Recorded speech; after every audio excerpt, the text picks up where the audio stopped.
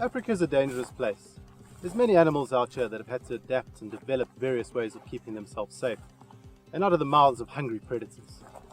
However, this week on Tula Safari Science, I'd like to talk to you a little bit about how plants and trees keep themselves safe.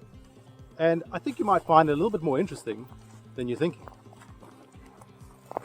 Take, for example, this acacia. One of the first things you might notice when going out on safari are these pearly white thorns littering the African savanna. And while they look pretty dodgy and horrible and dangerous, they typically aren't. A lot of the animals out here, they have very prehensile lips and tongues, and they're able to get in between all of these thorns, get to the little leaves and the shoots, and eat the deliciousness. However, if you come across or come along and you just shove your hand against this, you're obviously going to hurt, Most things in Africa, after all, are actively trying to make you bleed. But, their bark is a lot worse than their bite. So not too much to fear from these guys. It's more the secret little hook thorns that you need to look out for. This is the knobthorn acacia. And the first thing that sticks out to people are these nice green leaves, lots of nutrition, and it is a fairly nutritious plant. And that means that African animals, giraffe and things like inyala and kudu, they really want to get to this tree. And so it's had to come up with a very deceitful little manner or way of defending itself.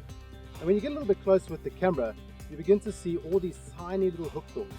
And I can guarantee you, in all my time in Africa, there's nothing that's made me bleed as much as this tree right here. I've shown you a number of ways that trees defend themselves through mechanical means like thorns and so on. And while those big white thorns also act as a visual deterrent, as well as a mechanical deterrent, in other words, they hurt the animal. As I said, a lot of animals have that prehensile lip and tongue, and they're able to get around those thorns and in between them. And so the trees have had to come up with another option, another way of defending themselves, and that would be through a chemical nature. One example of this is the silver cluster leaf, which produces tannin, similar to the stuff you find in red wine. However, as its main defense mechanism, the silver cluster leaf produces a lot more tannin than your average glass of Cabernet. And for good measure, I thought I'd try some on camera for you. And be warned, if you ever end up on safari with me, you'll be doing this too.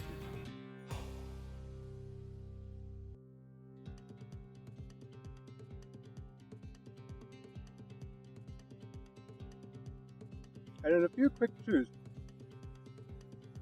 your mouth feels extremely dry and quite furry. It's really not an enjoyable meal at all.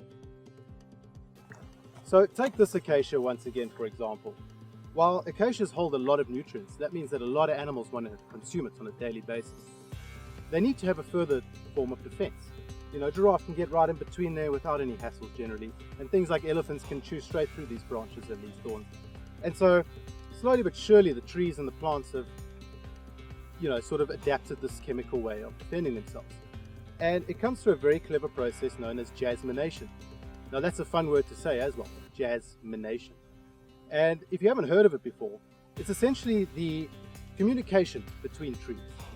And so, for example, if a giraffe walks up to this, starts eating on here, it eats for a little bit, it eats for a little bit. Slowly but surely, the tree begins to realize, hold on, I'm losing a bit of energy here, I'm losing glucose, things that I've worked hard to create. And so slowly but surely, the tree starts to produce tannin. And as the giraffe carries on eating, the tree starts to taste bitter, and it starts to dry the giraffe's mouth out. And so the giraffe starts to really not enjoy it all that much. And this is why you don't see giraffe completely consuming one tree, or any animal for that fact, just completely demolishing one tree. They usually eat a little bit and then they move on. However, it gets one step deeper. As this tree is producing tannins, it also starts to produce pheromone, if you will, or gas.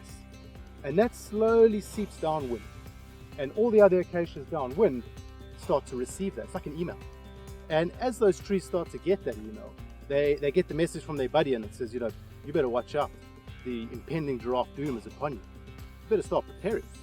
So slowly but surely the trees downwind begin to produce tannin in anticipation for the impending giraffe doom. However, the sneaky giraffe, the elegant giraffe, has learned to feed upwind.